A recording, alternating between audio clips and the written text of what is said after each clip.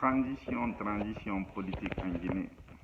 Depuis le 5 septembre, la Guinée est dans une transition politique, une transition militaire. On a une junte au pouvoir. La finalité de cette transition, ce sera les élections locales, législatives, mais surtout présidentielles. On aura un seul président élu pour 5 ans, sûrement. Je ne sais pas, peut-être 4 ans, mais 5 ans, sûrement. À Sékou Touré. Un seul Guinéen, un seul citoyen guinéen sera élu président. Il viendra forcément d'un parti politique ou d'un bloc politique. Mais la division, surtout les haines qu'on voit entre les politiciens de premier plan en Guinée, inquiètent, désespèrent, et on risque de se retrouver, de faire du 360 degrés, de se retrouver à la case départ, avec une vie politique caractérisée par la haine, les méfiances, les défiances,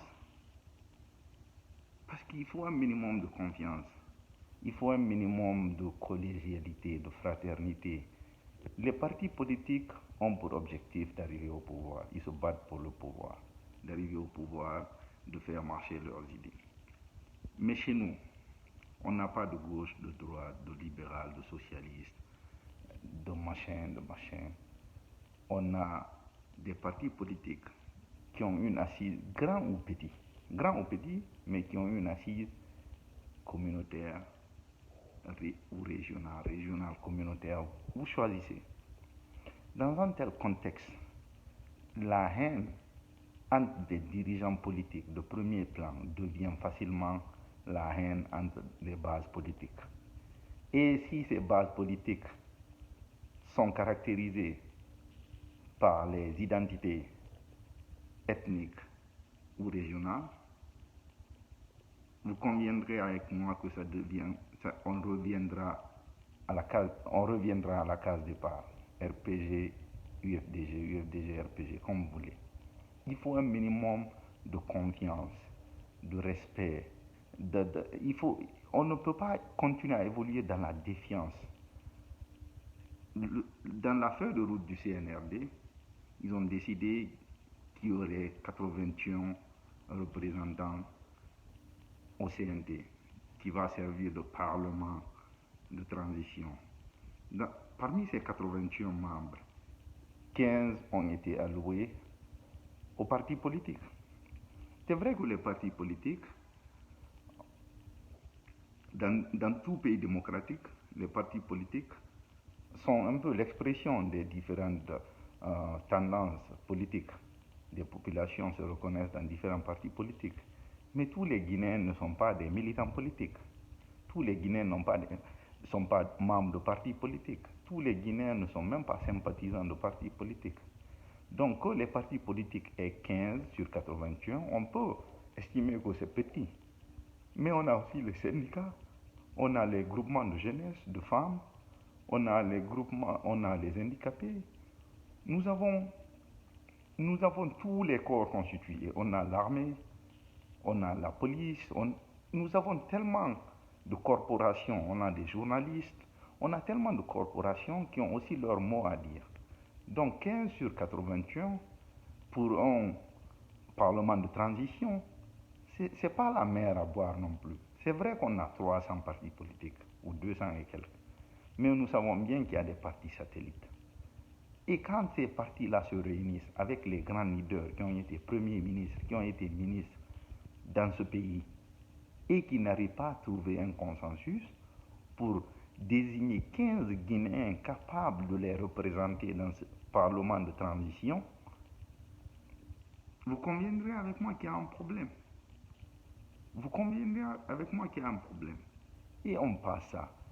Maintenant, ils ont une coalition pour désigner le porte-parole, pas le président, pas le candidat, le porte-parole. Le porte-parole de leur coalition. Là aussi, il y a un problème. Et on voit les haines qui en sortent. On voit des gens qui veulent sortir de la coalition parce qu'ils se sentent lésés, parce que le porte-parole désigné ne leur convient pas. Et malgré qu'il a été précisé que le porte-parole là sera euh, tournant, je crois, chaque trimestre, chaque 3 mois, il y aura un nouveau porte-parole. Malgré ça, les ardeurs sont ce qu'ils sont. On voit une telle haine. C'est vrai que tous les partis politiques veulent arriver au pouvoir, donc on ne s'attend pas à ce qu'ils soient des amis, des copains pendant la compétition électorale. Mais au moins, on veut voir un minimum de fraternité, un minimum de confiance. On ne veut pas voir toute cette défiance. Et, et, et quand le CNRD ne sera plus là, ne sera plus le point focal, donc on va revenir au même cadre d'avant 5 septembre 2021, où des gens vont se faire face. Parce qu'il ne faut pas s'y tromper. On a, on a une vie politique caractérisée par les divisions ethniques et régionales. Les leaders, qu'ils soient grands ou petits, ont pour base des communautés.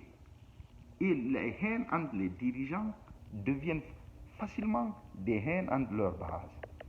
Et si leurs bases sont ethniques, ça devient facilement une haine ethnique. Ça devient facilement une haine ethnique. Il ne faut pas qu'on se blague, il faut qu'on tienne ce langage de vérité. Il ne rassure pas ces politiciens, il ne rassure pas. On ne s'attend pas à ce que le président élu dirige avec tout le monde. Mais il faut un minimum de confiance. Il faut un minimum de confiance. On n'a pas besoin de toute cette défiance. Si on ne débat pas de cet état de fait, qu'on fonce directement vers des élections, l'élection, ce n'est pas pour avoir 60%, 70%. L'élection a 2 tours. Le deuxième tour, c'est 50 plus 1 point. Et la personne élue avec ça, même si la personne est élue avec 50,5, la personne sera président des 49,5 qui n'ont pas voté pour elle. Et si c'est lui qui a eu les 49,5 ou tous les électeurs qui ont voté pour celui-là ont la même défiance envers le pouvoir que lui-même il a envers le leader élu, nous n'évoluerons pas. Nous n'évoluerons pas. Ces gens ne donnent pas l'exemple. Ils parlent de chronogramme, ils parlent de ceci, cela, mais ils ne rassurent pas les Guinéens. Ils ne rassurent pas les Guinéens. Il faut un minimum de civilité. L'échange entre le docteur Ousou Fofana de l'UFDG et le docteur Ousmane Kaba, même sans considérer les paroles, vous regardez dans les yeux, vous regardez la haine qu'il y a entre ces gars qui sont amenés demain à négocier de chronogramme électoral, à négocier pour la décentralisation, à négocier pour un tas de choses qui ont créé un chaos, des problèmes sous le RPG, entre l'UFDG et le RPG, ou l'UFR et le RPG. On va se retrouver au même point de départ, dans les mêmes blocages, avec les mêmes haines, avec les mêmes ressentiments. Parce qu'il ne faut pas s'y tromper. Nous ne sommes pas dans un pays où le leader qui sera élu, le candidat qui sera élu, aura 60% ici, 40% là-bas, 30% là-bas. On sera dans un cas de figure où le président élu aura moins de 10-15% dans certaines zones. Et la légitimité et la légalité sont différents. Si les leaders perdants ont cette défiance que je vois entre les leaders là envers celui qui sera élu, sa légitimité sera difficile à établir et son mandat ne sera pas simple. Il faut vraiment que ces gens se lèvent, il faut qu'ils nous rassurent. Je ne jette pas la pierre sur aucun des leaders. Ils sont tous coupables. Il faut que les gens élèvent un peu le niveau du débat. Que Cellou Dalein soit porte-parole pour 3 mois. Ce n'est pas la mer à boire, ce n'est pas la fin du monde. Ça ne fait pas de lui le favori pour l'élection présidentielle, ça n'augmente pas sa force. Dans 3 mois, un autre leader va le remplacer. Et lui aussi, Cellou Dalein.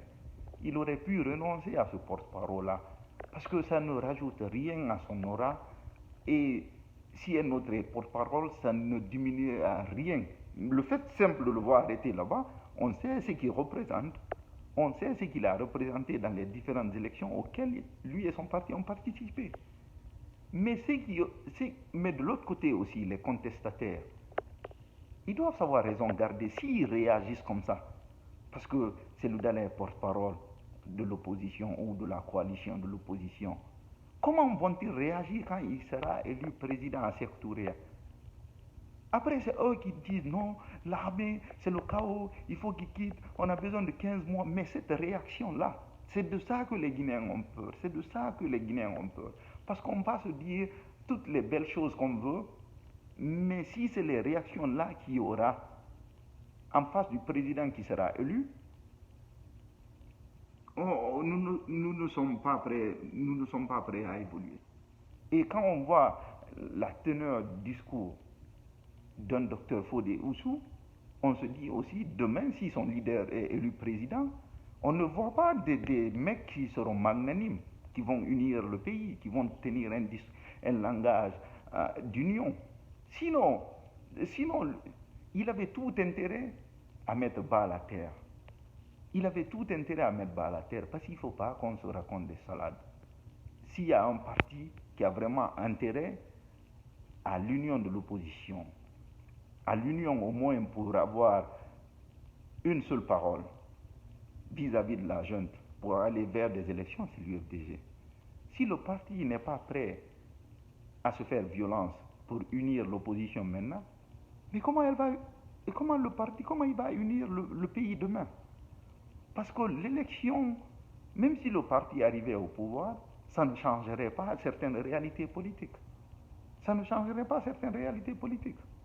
Kouyaté aura la base qu'il a, Sidia aura la base qu'il a, Dr Ousmane Kaba aura l'aura qu'il a, il mobilisera les gens qu'il pourra mobiliser, et sa base sociologique. Il faut qu'on... C'est pas rassurant. Ce n'est pas rassurant, ce qu'on voit, c'est pas rassurant. Ce n'est pas une défense de la junte ou de la transition indéfinie. Je ne suis pas contre les élections. Mais ce qu'on voit là, rien n'a été appris des 11 ans du RPG. Rien n'a été appris.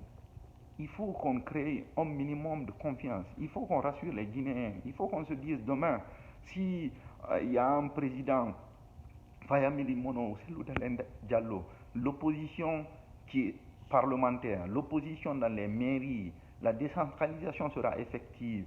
Le parti qui sera à Sékou Touré ne va pas essayer de tout accaparer. Ils peuvent se parler. Ils peuvent se parler. Et quand il y a des grands dossiers de la nation, les opposants seront invités à parler avec le chef de l'État. Et l'opposition parlementaire va parler avec le pouvoir, la majorité parlementaire, sur les grandes questions. Il y aura des consensus. Parce que tout pays, l'élection a des conséquences. Mais sur les grandes questions de la nation, même après l'élection, il faudra se retrouver. Et si pour un simple porte-parole là ou 15 membres au CNT, il y a des divisions aussi profondes, laissez-moi douter vraiment de la bonne foi de ces gens-là, de leur capacité à s'élever devant les défis. Moi, ça ne me rassure pas du tout. Ça ne me rassure pas du tout. Je vois des gens très petits, qui ne s'élèvent pas devant les enjeux qui sont là, qui ne s'élèvent pas devant les enjeux qui sont là. C'est vrai que 300 partis sont... Il n'y a pas 300 partis en Guinée, dans les faits. On ne parle pas de partis qui ont leur agrément. Dans les faits, il n'y a pas 300 partis, mais au moins on a 15 à 20 partis. Même si un parti ne peut avoir que 50 000 électeurs, ça peut représenter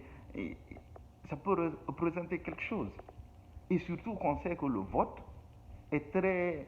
Il ne faut pas se mépriser aussi. Les grands ne doivent pas mépriser les petits. Et les petits aussi doivent savoir que même si ce n'est pas toujours facile, on ne sonne pas les cœurs pour savoir qui vote pour qui, pour quelle raison. Donc, si tu es petit, tu penses que tu es petit pour des raisons X ou Y, La réalité est que tu es petit selon les résultats. Il faut le savoir. Mais la démocratie aussi, c'est savoir manager les minorités politiques, qui peuvent se confondre à des minorités ethniques ou religieuses ou régionales. Il faut que les gens s'élèvent, il faut qu'on élève le niveau du débat. Je ne peux pas comprendre que des hommes d'État comme Sidia, comme Sello, comme Kouyaté soient aussi petits pour des questions péculières comme la présence au CNT, comme le porte-parole là. C'est décevant, c'est décevant. On a des enjeux, on a des djihadistes pas loin de chez nous. On a des contrats miniers à renégocier. Et c'est des questions qui demandent un large consensus national. Et si on ne peut pas trouver de consensus sur le porte-parole là, sur les 15 membres au CNT, demain, comment on va trouver un consensus national pour les conventions minières? Comment on va trouver un consensus national pour avoir un front uni contre les agressions extérieures, pour lutter contre les agressions qui sont à notre porte? On voit des pays en faillite dans la sous-région. Il y a de vrais enjeux et on ne voit pas d'hommes d'État qui s'élèvent.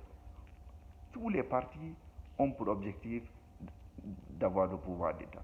Donc qu'ils ne soient pas d'accord sur tout, c'est naturel. On ne leur demande pas d'être des époux, on ne leur demande pas d'être des amoureux, mais des gens qui ont étudié ensemble, des promotionnaires, des gens qui ont été dans des gouvernements ensemble. On peut s'attendre, on a le droit de s'attendre à une certaine civilité. À une certaine civilité. On peut dire le professeur Alpha Condé, par exemple, c'était leur grand frère de loin, il n'a jamais pratiqué ces gens-là dans les écoles, dans les gouvernements. Mais quand on voit les Kouyaté, les Selou, les Ousmane Kaba, les Sidia, Sidia, c'est vrai, il vient de la Côte d'Ivoire, mais il a été Premier ministre de Selou et de Kaba qui était dans son gouvernement. Kaba a été dans son parti. Selou Dalin et Kouyaté ont été à la fac en même temps. Il y a des relations. Et si ces gens ne peuvent pas se parler de façon civile, avec civilité, pour aborder des questions simples, demain, comment ils vont aborder les questions compliquées pour la nation quand l'un d'eux va se retrouver à Sékou Touré? Donc, déjà, il y a un cadre qui n'est pas rassurant. Parce que quelle que soit l'élection, même si le président est élu à 60%, il aura besoin de consensus sur certaines questions d'intérêt national. Commentons, débattons, mais moi ça ne me rassure pas. Ça ne me rassure pas du tout. Ça ne me rassure pas. Je ne vois pas des gens qui s'élèvent, je vois des gens qui sont petits, qui ne s'élèvent pas. Le moment, ils ne saisissent pas le moment. Ils ne saisissent pas le moment. Ils ne saisissent pas le moment. Et ça, c'est inquiétant. On a vu dans d'autres pays, la Côte d'Ivoire par exemple, c'est 30 ans de haine. Entre 3 à 4 personnes, Gué était la quatrième personne. Depuis la mort d'Ofoué, Bédjé, Bago, Alassane Ouattara, un peu Robert Gué. C'est la haine entre ces personnes-là a divisé le pays en 3 à 4 parties. Et ces haines-là, ça continue jusqu'à présent. L'un est à près de 90 ans, les autres sont à près de 80 ans, mais toujours la même haine est là. Et rien n'a changé depuis. Et c'est ce que les gens oublient. Les haines entre les leaders charismatiques qui représentent une certaine cohésion, une certaine base sociologique, deviennent facilement des haines entre les peuples, entre les populations. Et aucun pays ne peut vraiment évoluer dans ce genre de scénario. Il faut qu'on élève le débat, il faut que les gens se fassent violence pour avoir un minimum de civilité. Il faut que les gens se lèvent pour saisir le moment. On est à un moment historique de notre histoire. Si on rate cette transition, mon cher, c'est foutu. C'est foutu. Il faut que les gens là, il faut qu'ils nous rassurent. Il faut qu'ils nous rassurent. Il faut qu'ils nous rassurent. Je ne sais pas quel Guinéen va voir ce qui se passe au sein des partis politiques, entre les politiciens de haut niveau, des présidentiables, parce qu'il ne faut pas qu'on se demande s'il y a des élections demain. La présidence, c'est entre quelques 5-6 personnes. Ici, ces gens se comportent comme de petits gens, à cause de questions péculières. Mais est-ce qu'on a le droit d'avoir de l'espérance pour ce pays, pour ce peuple?